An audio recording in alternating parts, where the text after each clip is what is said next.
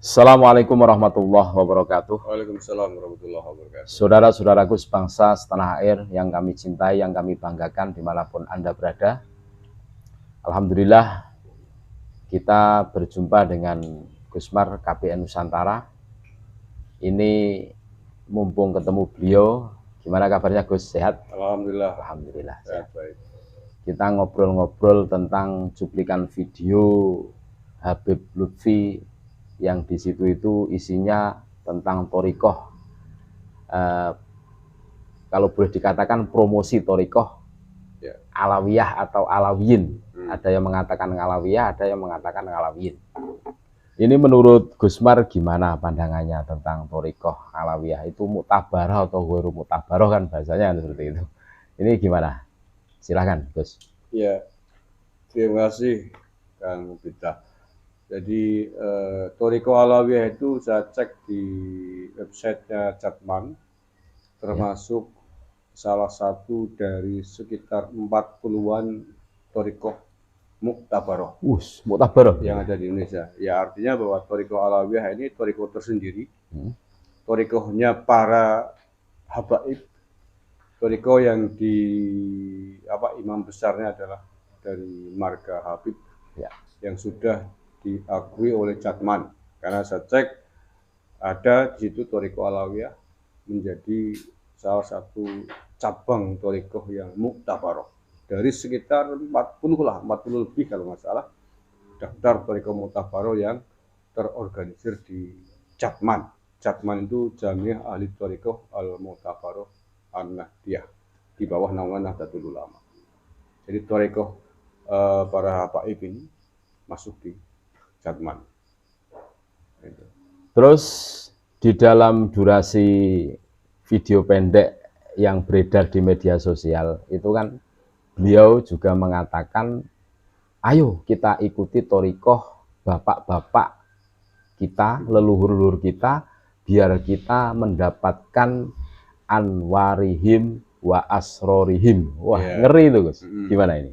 Ya, jadi di video itu kan Habib Lutfi menegaskan, meminta kepada para Habib yang ada di sekitarnya itu agar thorikoh Alawiyah itu diintisar, dipubliskan, dikembangkan, disebarkan seluruhnya kepada masyarakat, agar dengan tujuan jelas sekali agar masyarakat awam tahu bahwa awaluman, orang yang pertama menyebarkan Islam di tanah Jawa adalah min Sadatil Alawi, dari keluarga besar Sadah Bani Alawi. Nah, kemudian Habib Lutfi juga di situ mengatakan bahwa pentingnya thorikoh ini dikembangkan, disebarkan, dan jangan tertarik dengan thorikoh ghair, thorikoh yang lain selain thorikoh Alawiyin. Karena menurut Habib Lutfi, thorikoh Alawiyah ini adalah thorikoh khusus, thorikoh khususiyah bagi keluarga besar mereka, bapak-bapak mereka. Karena kalau itu tidak dipakai oleh keluarganya sendiri, maka mereka tidak akan mendapatkan atau layanalu anwar dan asrornya leluhur mereka. Oh ya. Dia kan disebutkan jelas begitu. Jadi dengan maksud diantaranya agar anwarihim wasrorihim itu, jadi cahaya dan rahasia-rahasia dari leluhur mereka bisa menyinari para keturunannya, para penerusnya. Maka menurut Habib Lutfi itu agar tidak usah ikutan thorikoh yang lain, karena sudah punya thorikoh tersendiri, yakni thorikoh Alawiyah, yang menurut Habib Lutfi adalah thorikoh yang khusus, spesial gitu, yang harus dikembangkan gitu. Nah, dari sini ada yang menarik sebenarnya Kang Bita. Ya.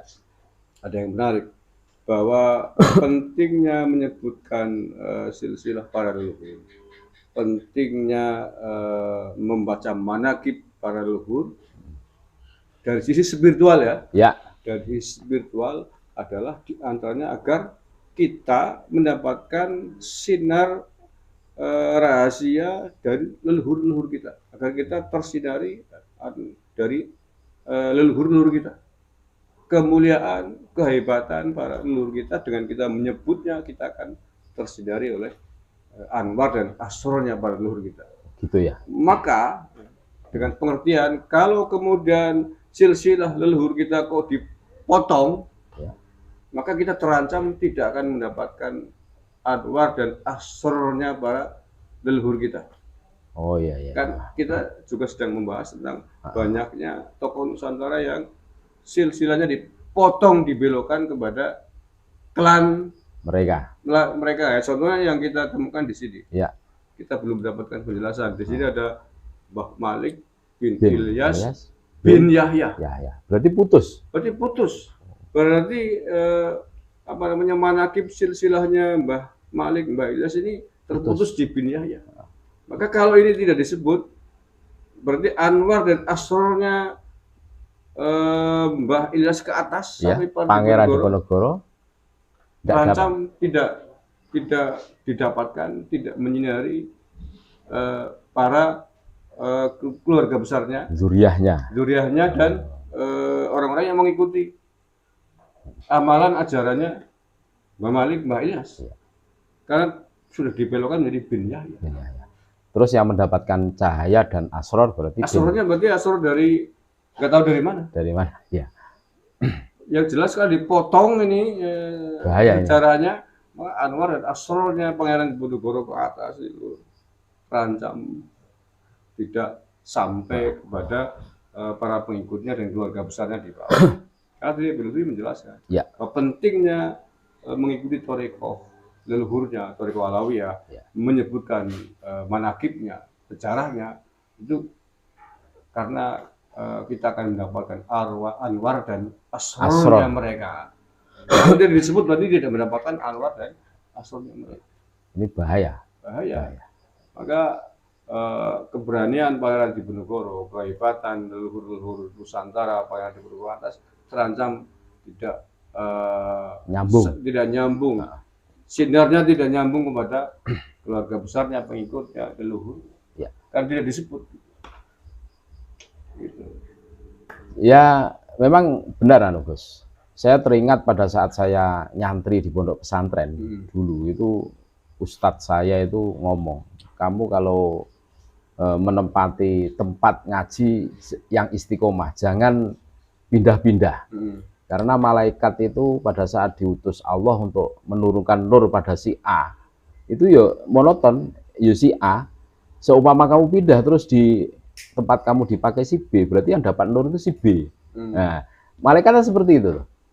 Itu kata ustadz saya pada saat di pesantren. Makanya pengertian-pengertian seperti ini harus dipubliskan. Bahayanya dipotong nasabnya kan gitu toh.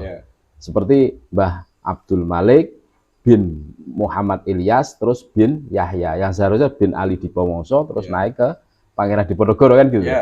Ini ngeri itu, ngeri memang. Ya, ketika dipotong berarti anwar dan asrornya Ali Dipowongso, Pangeran Diponegoro, Pangeran Diponegoro, Sultan Habib III berarti terputus. Tidak menyinari para pengikut dan keluarga besarnya. Kalau yang membaca manakib ini adalah keluarga besarnya atau pengikutnya. Ya. Makanya di durasi cuplikan video yang disampaikan oleh Habib Lutfi itu kan menegaskan kepada khususnya para habaib tentunya yang berada di majelis tersebut untuk mengikuti thariqah ala Sadatil Alawin, yakni thariqah Alawiyah kan gitu. La ghair, bukan yang lainnya, supaya mendapatkan nur asror. Dan sangke semangatnya dari untuk mereka mempubliskan supaya hayo kita intisar sampai mengatakan kalau menurut saya ini pembohongan. Kenapa? Awaluman ja'a fil Jawa katanya Sadatul Alawiyin. Padahal kan sejarah membuktikan bukan Sadatul Alawiyin kan? Ya bukan lah. Saya kira orang-orang yang pernah sekolah, pernah belajar sejarah, tentang sejarah masuknya Islam di Nusantara, di tanah Jawa ya para Wali Songo. Dan itu generasi abad ke-14, 15, 1400. Sementara Sadah Alawiyin, Bani Alawi itu masuk ke Nusantara baru tahun 1900. 900-an. 500 tahun setelah itu. Jauh sekali. Gitu. Maka kalau dikatakan bahwa Sadatil Alawiyin adalah Awaluman ja'a fil Jawa. Fil Jawa itu ya khotok jidan. Khotok jidan. Tidak benar gitu. Begitu saudara-saudara, ngobrol-ngobrol ringan dengan Gusmar KPN Nusantara tentang video yang di situ itu wah luar biasa pakai bahasa Arab. Jadi jangan anggap kami warga pribumi bodoh dengan bahasa Arab. Kami sedikit tahu tentang maksud tujuan bahasa Arab itu. Dan terima kasih Gusmar. Berjumpa kembali di lain waktu dan kesempatan. Semoga kita semua tetap dalam lindungan Allah Subhanahu wa taala, tetap diberi kesehatan, keberkahan dunyan wa ukhrotan. Tetap NKRI harga mati. Assalamualaikum warahmatullahi wabarakatuh. Waalaikumsalam warahmatullahi wabarakatuh.